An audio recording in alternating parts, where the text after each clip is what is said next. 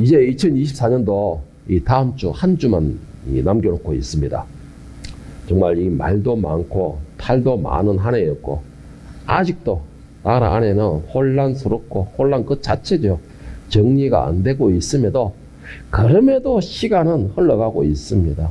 그리고는 어느새 연말이라는 이 시간에 도달했습니다. 이런 현상이 참 우리나라만 있는 것이 아니라는 것이에요. 아니고 지금 전 세계가, 이 지구상 전 세계가 그냥 구석구석 난리에 난리, 진짜 소문에 소문, 막 한마디로 어수선한 상태에 있습니다. 그런 상태에서도 시간은 흘러 그들도 역시 연말을 맞이하고 있는 이 시기에 와 있습니다. 지구 한쪽에서는 재해로 인하여 많은 생명들이 잃었으며, 또 한쪽에서는 내란으로 인하여서 또 죄 없는 생명들이 죽어가고 있고, 또 어느 한쪽에서는 한 사람의 정치적인 욕심과 욕망 때문에 계속 전쟁이 벌어짐으로써 죄 없는 젊은 생명들이 이유도 없이 죽어온 상황이고, 또 어떤 한쪽에서는 뭐 이 이재민이냐 해가지고 또 이유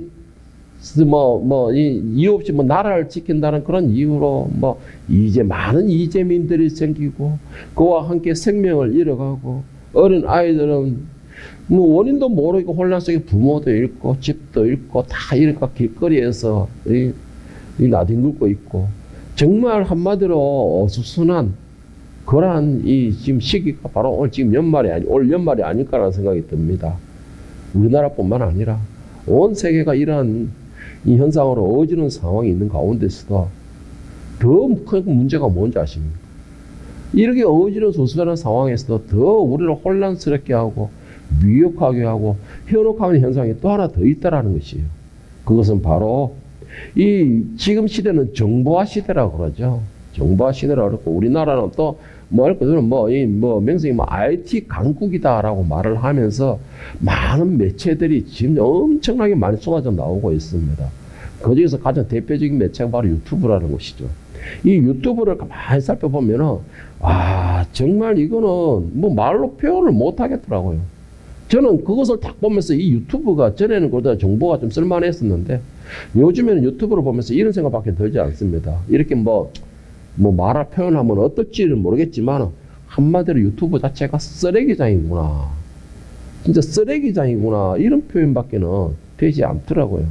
왜 그러냐니까는, 여기 올린 영상들을 가만히 살펴보면, 가만히 살펴볼 것도 없어요. 그냥 제목만 보더라도.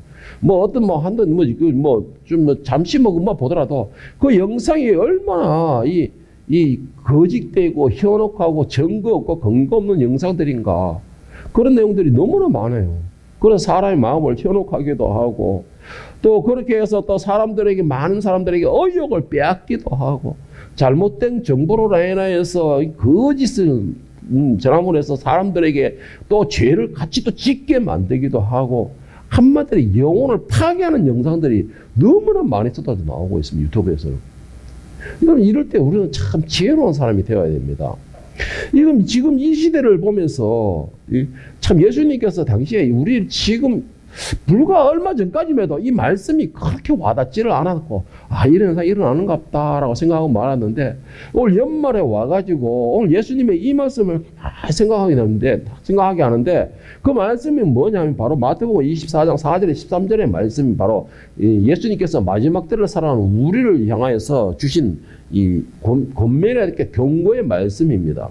예수께서 대답하여 이르시되, 너희가 사람의 미혹을 받지 않도록 주의하라. 많은 사람이 내 이름으로 와서 이르되 나는 그리스도라 하여 많은 사람을 미혹하리라. 난리와 난리 소문을 듣겠으나 너희는 삼가 두려워하지 말라. 이런 일이 있어야 하되 아직 끝은 아니니라. 민족이 민족을, 나라가 나라를 대적하여 일어나겠고 곳곳에 기근과 지전이 있으리니 이 모든 것은 재난의 시작이니라. 그때에 사람들이 너희를 환난에 넘겨주겠으며 너희를 죽이리니 너희가 내 이름 때문에 모든 민족에게 미움을 받으리라. 그때에 많은 사람이 실족하게 되어 서로 잡아주고 서로 미워하겠으며 거짓 선지자가 많이 일어나 많은 사람을 미혹하겠으며 불법이 성함으로 많은 사람의 사랑이 식어지리라. 그러나 끝까지 견디는 자는 구원을 얻으리라.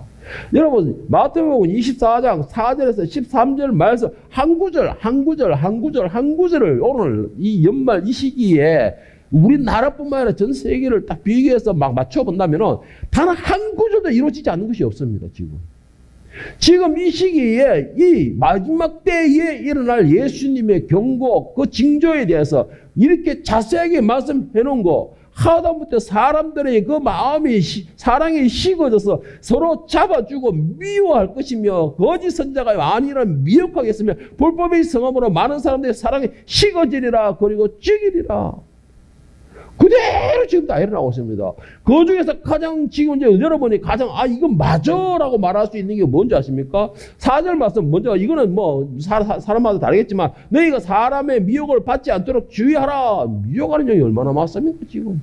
돌아서면 미혹하는 영이에요. 돌아서면 미혹하는 영이고.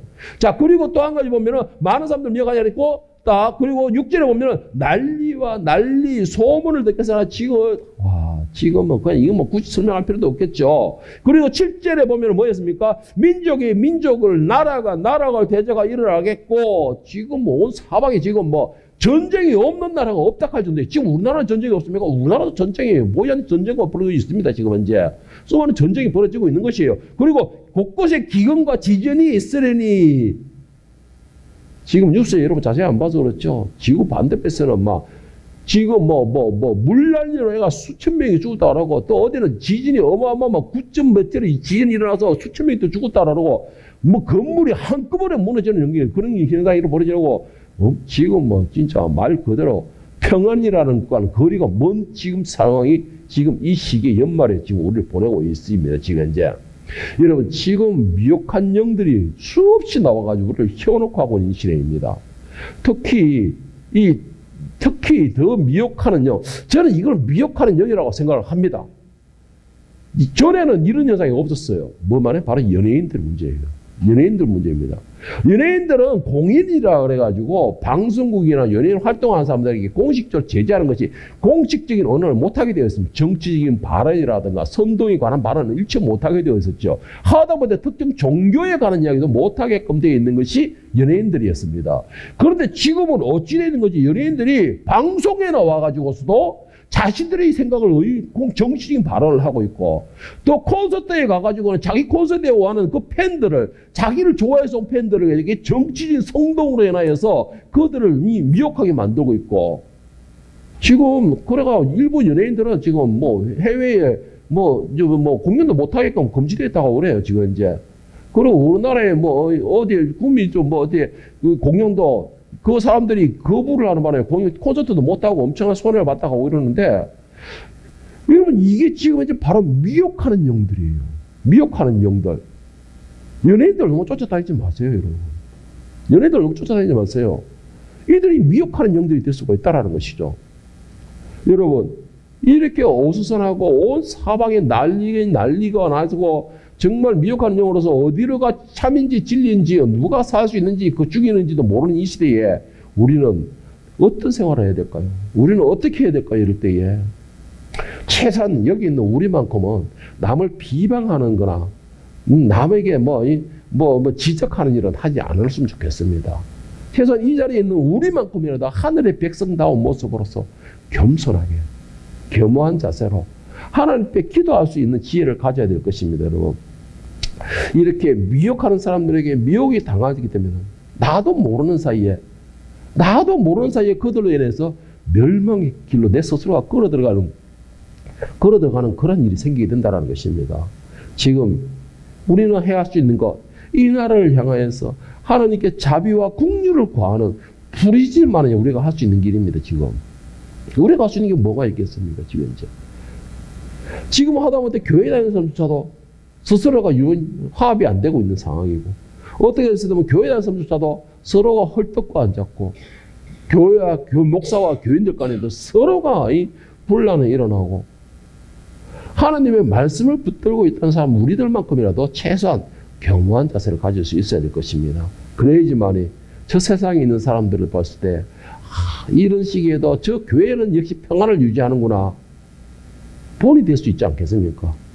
여러분 오늘 본문 말씀은 산상수훈에서 예수님께서 기도의 말씀을 가르치면서 연결되는 장면입니다. 시작할 때 말씀드렸지만은 이제 2024년 이것도 이제 다음 주 한 주만 남았습니다. 오늘은 우리가 정말 말도 많고 탈도 많은 한 해를 보내면서 이것만큼은 꼭 해결하고 넘어가야 된다라는 것을 오늘 말씀으로 우리가 하나님께 주신 말씀으로 나눠보고자 합니다. 예수님께서 산상수훈으로 많은 말씀을 주셨습니다. 그리고 산상수훈에서 특별히 이렇게 교육도 하고 이렇게 하는 정도로 산상수훈은 참 유명한 말씀인데, 산상수훈의 많은 말씀들 가운데서 거의 다가 많은 사람들 다 알고서 이렇게 나가고 그것을 받아들이고 받아들이고 하고 있는데, 오늘 이 본문 말씀에 대해서는 유독히 사람들이 잘 이미지를 잘 심지 못하고 있어요. 그러니까 무슨 말이에요? 이 본문 말씀은 꽉 붙들고서 이렇게 넘어가지 못하고 있다라는 것입니다. 이 본문 말씀은 똑같아서는 그냥 어설프게 설렁뚱딱 설렁설렁 이렇게 넘어간다 이 말이에요. 왜 그럴까요? 오늘 본문 말씀이 내 마음을 꼭 찌르고 있고 내가 꼭 해야 될 무거운 짐이 될 수가 있기 때문에, 그래서 이 본문 말씀을 붙드는 사람은 그렇게 드물다라는 것입니다. 그런데 오늘 우리가 이 본문 말씀 이거는 꼭 붙들어야 되고 이것을 꼭 해결하고 넘어가야지만이 2024년이라는 이 시간을 보내는 것에 가볍게 보낼 수가 있는 것이고 2025년이라는 시간을 가볍게 우리가 받아들일 수가 있다라는 것입니다. 그래서 오늘 이 본문 말씀 같은 경우는 여러분 꼭 마음에 새기고 이것을 꼭 해결하고서 오늘 2024년을 꼭 넘어갔으면 좋겠습니다. 2024년 이제 열흘밖에 남지 않았습니다. 여러분들에게 이 1년이라는 시간에 이 짐을, 이 말씀을 붙들고 해결하기에는 짧다면 짧은 기간이고 길다면 길 수 있는 시간이 될 수가 있습니다. 그렇기 때문에 오늘 이 본문 말씀을 우리가 같이 나누면서 2024년을 우리가 참 잘 보낼 수 있던 지혜로 가졌으면 좋겠습니다.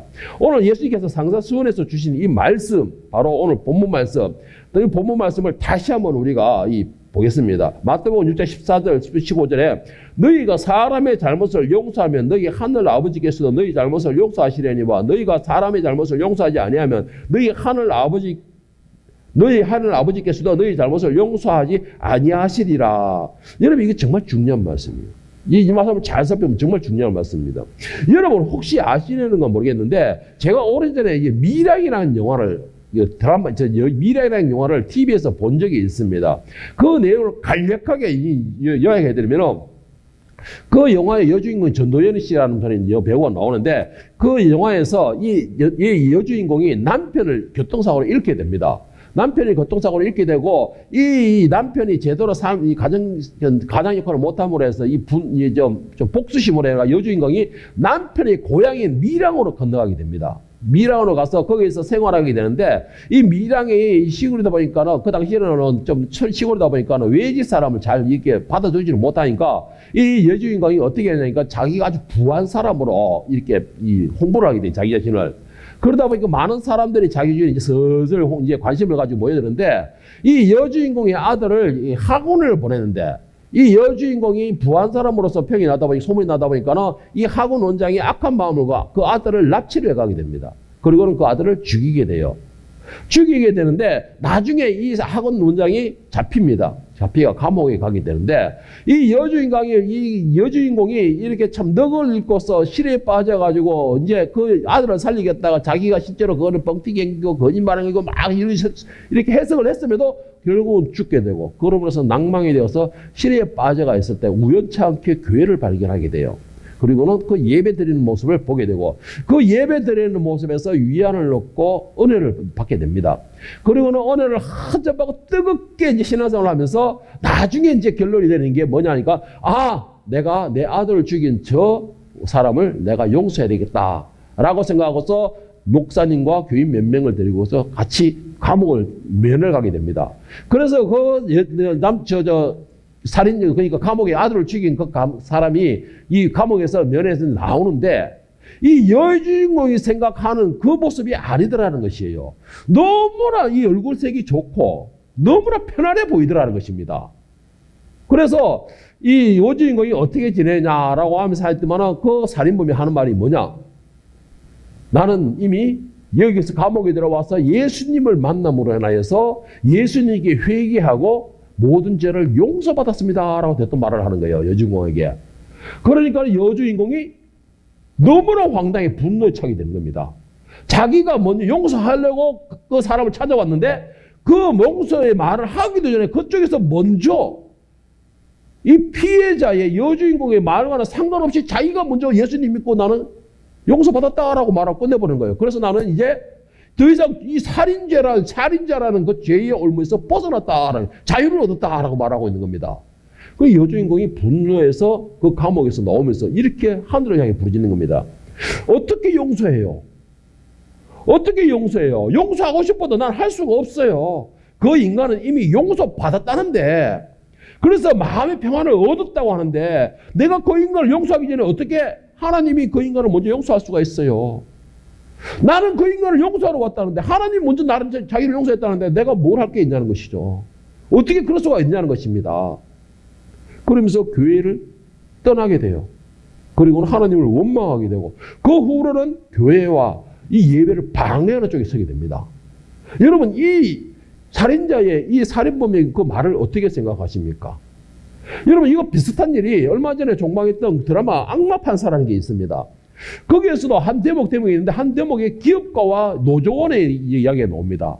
이 기업에서 자꾸 인사사고가 나다 보니까 노조에서 같이 집회를 열게 돼요. 이 작업자 개선을 요구하면서 집회를 요구하니까 사장이 그 아버지로 해가지고 서로 작당을 해가지고 길을 잘 들여야 된다라고 이 헛소리를 딱 하는 바람에 사장이 그 노조 위원장을 데리고 와가지고는 은근히 웃으면서 고문을 하는 거예요. 웃으면서 고문을 하다가 나중에는 자살로 위장해가지고 살인까지 하게 됩니다. 그리고는 이 사장은 교회에 찾아가가지고 아주 거룩한 척 회개 기도를 하게 돼요. 그리고는 회개 기도 끝나고 나는데 아주 웃으면서 평안하다는 식으로 웃으면서 모든 문제 해결된다는 처럼 편안하게 웃으면서 돌아서게 됩니다. 그때 악마 판사에 대해서 전화를 오게 되죠. 그리고는 그 사람의 살인에 대해 정죄를 하게 됩니다. 그때 하는 말, 나는 이미 교회에 와서 하나님께 회개 다 했어. 그래서 나는 죄 용서를 받았어. 너무나 당당해지는 것이죠. 너무나 당당하게 말을 하는 겁니다. 여러분, 이 지금 제가 두 영화에 대해서, 드라마나 영화에 대해서 말씀을 드렸습니다. 내용은 똑같은 내용입니다. 그 상황이 다를 뿐이지. 여러분들은 이 두 가지 내용 중에 드라마를 보면서 어떤 생각이 드십니까? 여러분, 이 과연 우리 주변에 없다고 생각하세요? 아니에요, 여러분. 우리 주변에, 여러분과 저의 주변에 또 나와 여러분들이 너무나 자연스럽게 행하고 있는 행위 중에 하나가 이거예요. 특히 우리 교회에 다니는 사람들이 가장 정말로 가증스럽게 이 신앙생활 하는 것이 바로 이 내용입니다, 여러분. 이 대목. 나는 하나님께 회개했다. 그래서 모든 문제가 해결되었다. 여러분, 죄송하지만 이런 생각하는 사람들 큰 착각 중에 착각이 이겁니다. 자, 마태복음 5장 22절 24절에 보면 예수님께서 이런 착각을 하는 사람들에게 이렇게 말씀하십니다. 나는 너희에게 이르노니 형제에게 노하는 자마다 심판을 받게 되고 형제를 대하여 라가라 하는 자는 공회에 잡혀가게 되고 미련한 놈이라 하는 자는 지옥불에 들어가게 되리라. 그러므로 예물을 제단에 드리려다 거기서 너희 형제에게 원망 들을 만한 일이 생각나거든 예물을 제단 앞에 두고 먼저 가서 형제와 화목하고 그 후에 와서 예물을 드려라. 이게 무슨 말인지 아세요? 이거 사람에게 잘못하고 나서 사람에게 용서를 받지 못하면 하나님께서도 그 사람을 용서하지 않는다 이 말씀이에요. 사람에게 문제가 있을 때 사람의 문제와 해결하지 않고서 하나님께만 나와서 안보에 붙들고 기도하고 울고불고 했는데도 하나님과 우리의 관계에서는 문제 해결할 수가 없다는 것입니다. 그래서 하나님 예수께서 하신 말씀이 네가 하나님 앞에 나오기 전에 네가 실수한 사람 앞에 먼저 가라는 것이에요. 이게 실수의 하나님이시죠. 실수의 하나님이세요. 하나님은 나오는 자에게 모든 걸 받아주십니다. 받아주세요. 받아주시는데 결국은 뭐가 문제냐? 내가 화해하지 못했던 그 사람이 나중에 심판관 앞에 왔을 때 하나님이 용서했다 해도 그 사람이 나를 고발하게 된다는 것이에요. 그 사람이 나를 고발하게 된다는 것입니다. 죄의 삭선 사망이니라. 죄의 삭선 사망이니라. 이런 사람들의 특징이 뭐예요? 내가 사람 앞에 가서 사과하기에 무릎 꿇기는 자존심이 상한다는 것이죠. 사람 앞에 나가가지고 내가 무릎 꿇고 내가 용서를 빌기에는 자존심이 상한다는 것이에요. 그런데 하나님 앞에 오면은 하나님은 안 보이잖아. 지금 당장 너 죄인이야. 너 이 새끼 나쁜 놈이야. 너 이 새끼 왜 왔어? 너는 이 새끼 먼저 가. 이 말 안 하잖아, 하나님은. 그러니까는 말없이 보이지 않는 하나님께는 그냥 와서 하는 거고, 듣든지 안 듣든지는 중요한 게 아니고 내가 그냥 하면 되는 것이고, 사람한테 가는 건 내가 자존심 상하고 뭔가가 내가 용납하지도 않는 것 같고, 그러니까 사람한테는 못 가는 것이죠. 그게 무슨 용서예요? 그건 용서 아니에요, 여러분. 내 행위에 대한 내 위로를 얻기 위한 것이고, 내 행위에 대한 내 만족을 얻기 위한 것이잖아요. 그게 내 만족을 위한 거잖아요. 내 행위로 인하여 상처받은 상대의 마음은 상관이 없다는 것입니다. 그런데 상처받은 그 상대가 나중에 심판을 했을 때 그 상대가 나를 고발한다는 것이에요. 그 고발에는 하나님께서도 정죄밖에 할 수 없는 거예요. 응? 여러분, 그때가 되면 이미 상황은 늦습니다. 그때가 되면은요, 이미 그것을 바꿀 수 있는 방법도 없습니다. 왜? 그때가 되면은 오직 심판만이 있을 뿐이라는 것이죠. 심판만이. 내가 혹시 다른 사람 마음을 아프게 했다면, 내가 혹시 나로 인해서 다른 사람이 혹시 상처받는 게 있다면, 여러분, 하나님 앞에 회개하기 전에 먼저 그 사람을 쫓아가시길 바랍니다. 그 사람을 앞에 무릎 꿇기를 바랍니다. 그 사람이 용서를 하고 안 하고는 그 사람의 문제예요. 그 사람의 이 영적 상태 문제예요. 그러나 내가 할 때는 그 사람의 용서를 빌어야 되는 것이에요. 그게 하나님께서 우리에게 제시하신 순서입니다. 내가 그 사람에게 용서를 받지 않고 하나님께만 기도한다. 하나님 그 기도 안 받으신다는 것이에요. 예물을 제단 앞에 두거라 그랬잖아요. 그냥 받지 않는다고. 문제 인간과의 사랑과 화합을 이루고 난 뒤에 그 다음에 하나님을 찾아라 그러잖아요. 여러분, 이 해가 가기 전에 여러분 혹시 가서 용서 빌어야 될 사람이 있습니까? 그 사람의 짐을 내가 지지 않기를 바랍니다. 이 해가 가기 전에 꼭 그 짐을 내려놓고 가벼운 마음으로 이 해를 넘길 수 있기를 예수님의 이름으로 축원합니다. 자, 여기까지 내가 용서를 빌어야 할 대상이 됐습니다. 용서를 빌어야 할 대상. 자, 용서의 빌어야 할 대상에게 빌어야 하는 건 당연한 것이죠. 자, 그렇다면 반대로 내가 용서해야 할 대상이 있습니다. 용서를 해야 할 대상도 있어요. 아니, 내가 용서해야 할 대상은 뭐 어차피 그 사람이 나에게 잘못했기 때문에 내가 무슨 상관이 있어요? 나는 내 속에 있는 가족이 그냥 상처이고 원수이고 그냥 이 엉어리가 이거밖에 없는데 뭐가 상관이 있어요? 여러분, 마태복음 6장 12절에 하나님께서, 예수님께서 우리에게 가르치신 기도문 중에 한 부분입니다. 우리가 우리에게 죄 지은 자를 사하여 준 것 같이 우리 죄를 사하여 주소옵시고. 자, 먼저 시작 어떻게 하겠습니까? 우리가 우리에게 죄 지은 자를 사하여 준 것 같이. 그러니까 내가 먼저 내 형제를, 내 이웃을, 내 동료의 죄를 용서해 줘야지만 된다는 것이에요. 용서해 줘야지만이 그 다음에 뭐예요? 우리 죄를 사하여 주옵시고. 내가 용서를 먼저 해야 된다는 것입니다. 내가 용서를 해야지만이 하나님께서 나를 용서해 주신다. 이것이에요. 여러분, 이 말씀 꼭 기억하시길 바랍니다. 내가 용서를 빌어야 할 대상도 중요하지만 내가 용서를 해야 할 대상도 아주 중요하다는 것이에요. 이거는 누군가에게 잘못했을 때 내가 용서를 해줘야 하는 것도 중요하지만, 여러분, 용서를 받아야 되는 것도 중요하지만 용서를 해줘야 되는 거, 이것이 과연 왜? 내가 어차피 내가 그냥 가지고 있는 상처일 뿐인데요. 그럴 뿐인데요. 왜? 무엇 때문에 내가 그 사람 가볍게 내가 용서가 해야 됩니까? 여러분, 왜 용서해야 되는지 하면은 그 사람을 위해서 용서해 줘야 되는 게 아니에요. 그 사람을 가볍게 해주기 위해서 용서해 주는 게 아니에요. 나를 위해서. 용서를 해줘야 될 나를 위해서 그 사람을 용서를 해주라는 것입니다. 오늘 아까 12절은 뭐라 했어요? 우리가 우리 죄를 사하여 준 것 같이 뭐예요? 우리 죄를 사하여 주시옵고. 내가 용서를 해줘야지만이 나도 용서를 받는다는 것이에요. 내가 용서를 하지 못한다면 나도 용서받지 못한다는 것입니다. 이거 내 문제인데도 이건 아주 심각해지는 거예요. 갑자기 심각해지는 겁니다. 마가복음 11장 25절 26절에 보면 이 개역에는 26절이 없어요. 생략으로 나와 있습니다. 개역에는. 우리 지금 보는 책에는. 그런데 이 현대인 성경에는 26절이 나와 있는데 제가 이걸 읽어드리겠습니다. 마가복음 11장 25절 26절에 너희가 서서 기도할 때에 어떤 사람과 서로 마음이 상한 일이 있거든 용서해 주라. 마음이 상한 일이 있으면 용서해 주어라. 너에게 상처를 준 사람이 있으면 너는 용서해 주어라. 이 말이에요. 그러면 하늘에 계신 너희 아버지께서도 너희 잘못을 용서해 주실 것이다. 자, 26절에 뭐라 했냐? 그러나 너희가 용서해 주지 않으면 하늘에 계신 너희 아버지께서도 너희 잘못을 용서해 주지 않을 것이다. 자, 왜 나에게 잘못한 사람을 내가 용서해 줘야 되느냐? 내가 하나님께 용서를 받기 위해서라는 것이죠. 26절 뭐라 했어요? 그러나 너희가 용서해 주지 않으면 하늘에 계신 너희 아버지께서도 너희 잘못을 용서해 주지 않을 것이다.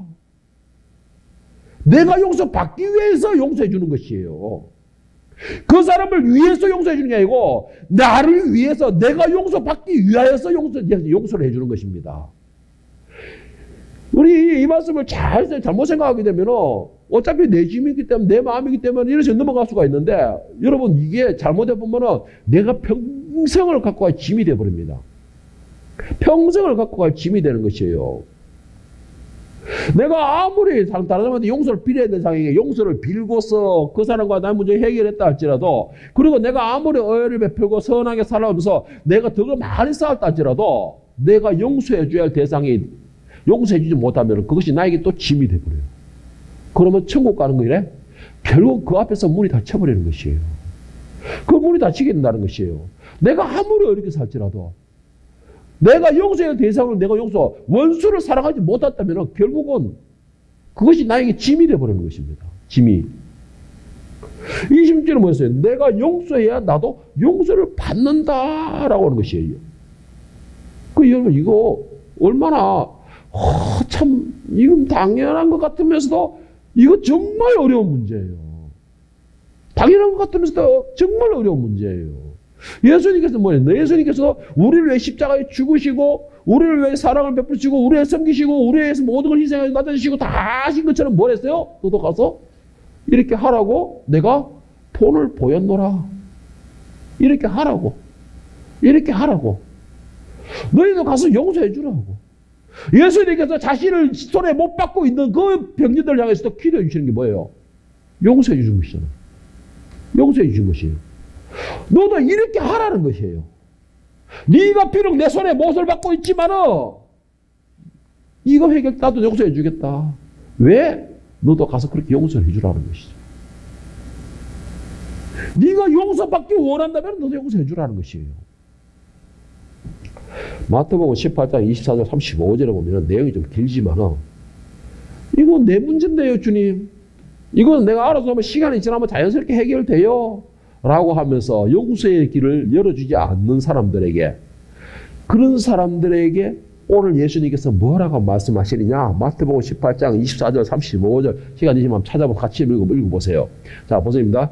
결산할 때에 10,000달란트 빚진 자 하나를 데려오매 갚을 것이 없는지라 주인이 명하여 그 몸과 아내와 자식들과 모든 소유를 다 팔아 갚게 하라 하니. 자, 이거는 하나님이에요. 하나님께서 재판관이신 것입니다. 자, 하나님께서 빚받을 자에게 갚으라라고 했는데 10,000달란트는 도저히 갚을 능력이 안 되는 것입니다. 자, 26절에 보면 그 종이 엎드려 절하며 이르되 내게 참으소서 다 갚으리이다 하거늘. 자, 27절에 하나님께서 보시기에 그 종의 주인이 그 종의 주인이 불쌍히 여겨 놓아보내며 그 빚을 탕감하여 주었더니 그 종이 하나님께서는 우리를 불쌍히 여겨서 10,000달란트라는 어마무시한 그 돈을 갖다가 탕감하여 주셨다는 것이에요. 그러면 이제 우리는 자유를 얻게 된 것입니다. 자유를 얻고서 자유인이 되어서 나왔는데 27절에 그 자유인이 어떻게 됐습니까? 그 종이 불쌍히 여겨 놓아보냈더니 그 빚을 탕감하여 줬더니 자, 28절에 보면 그 종이 나가서 자기에게 100달러리온 빚진 동료 한 사람을 만나 붙들어 목을 잡고 이르되 빚을 갚으라 하고 멱살을 잡았더라 했으면 역사를 잡았더라. 자, 그러니까 그 자기에게 빚진 사람이 그 동료가 엎드려 간구하여 이르되 나에게 참으소서 갚으리다 하니 30절에 허락하지 아니하고 이에 가서 그가 빚을 갚도록 옥에 가두었거늘. 넘어가서 32절에 보면은 이에 주인이 그를 불러다가 말하되 막 악한 종아 네가 빌기로 내가 너의 빚을 모두 탕감하여 주었거늘 내가 너를 불쌍히 여긴 것 같이 너도 너의 동료를 불쌍히 여김까지 마땅하지 아니하냐 하고 주인이 노하여 그 빚을 다 갚도록 그를 옥절에 넘기리니 너희가 각각 마음으로부터 형제를 용서하지 않으면 나의 하늘 아버지께서도 너희에게 이와 같이 하시리라. 내 죄에 대하여 매일매일 회개하는 것도 중요합니다. 매일매일 가서 내가 용서를 비는 것도 중요합니다. 그러나 내가 용서해야 할 대상을 왜 용서해 주지 않습니까? 나는 용서받아 놓고, 나는 모든 빛을 내려놓고, 나는 모든 빛을 탕감받아 놓고, 왜 나는 용서해 주고 해주지 않고 그 사람을 계속 죄의 올무에 매어두고 있냐는 것이에요. 왜 나는 그렇게 죄의 그 올무에 매어두고 있는 것입니까? 나는 왜 그 사람을 풀어주지 못하는 것입니까? 나는 왜 그 사람에게 자비를 베푸지 못하죠? 나는 하나님께 매일 자비와 긍휼을 구하고 기도하고 용서해 주시옵소서, 불쌍히 여주십시오 하면서 나는 왜 그 사람을 향하여 자비와 긍휼을 베푸지 못하고 그 사람을 불쌍히 여기지 못하고 있냐는 것이에요. 그러니까는 어떻게 됩니까? 10,000달러에 대해서 다시 갚으라라는 것이에요. 다시 갚으라. 내가 용서하지 못하니까 너도 네가 용서하지 못하니까 나도 너를 용서하지 못하겠다 이 말이에요. 여러분 정말 꼭 부탁드립니다. 2024년에 가기 전에 여러분 이 무거운 짐 제발 내려놓고 가세요. 이거 속에 안고 있으면 이거 얼마나 무거운 짐입니까? 예? 이거 얼마나 무거운 짐이세요. 내가 예수 그리스도의 피로서 그 고귀한 피로서 모두 용서를 받았듯이 나도 또한 다른 사람을 용서해 줄 수 있는 거. 나는 용서에 대한 자격도 되지 않지만 우리로 하여금 죄의 탕감을 알려주기 위해서, 우리로 하여금 순수로 하나님의 그 사랑이 얼마나 고귀한 것이고 예수 그리스도의 피가 얼마나 고귀한 것인가를 깨닫기 위해서 너도 용서해 주라는 것이에요. 너도 용서해 주라는 것입니다. 여러분 조금 전에 제가 말씀드린 미랑에서나 악마 판서에서 나왔던 것처럼 나는 교회에 나와서 회개했어. 나는 교회에 나와서 하나님 앞에 회개했어. 그러면 끝난 것이야. 이런 착각. 이것이 모든 문제 해결됐다는 착각. 이것이 모든 것이 다 내려왔다는 착각. 여러분 이런 어리석은 착각은 곧 내가 멸망의 길을 내 스스로 뛰어들어가는 것과 똑같은 것입니다. 네? 이 해가 다가기 전에 용서를 빌어야 할 대상인 거예요. 용서를 빌지 못할 대상, 용서를 빌어야 할 대상에게 용서를 빌지 못한 사람이 있습니까? 또 반대로 내가 용서할 대상에게 용서하지 못한 원수가 있습니까?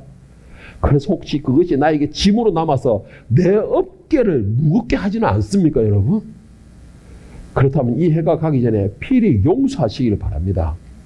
그리고 해결하고 난 뒤에 나에게 있는 짐들을 내년이 오기 전까지 모두 싹 내려놓기를 바랍니다. 그래서 이 해를 2024년에 이 해를 보내는데 진짜 홀가분하게 보내버리고 2025년이라는 그 새해에는 너무나 가볍게 은혜스럽게 은혜 가운데 가볍게 시작할 수 있는 지혜로운 하늘의 백성 하나님의 자녀가 될 수 있기를 예수님의 이름으로 간절히 축원합니다.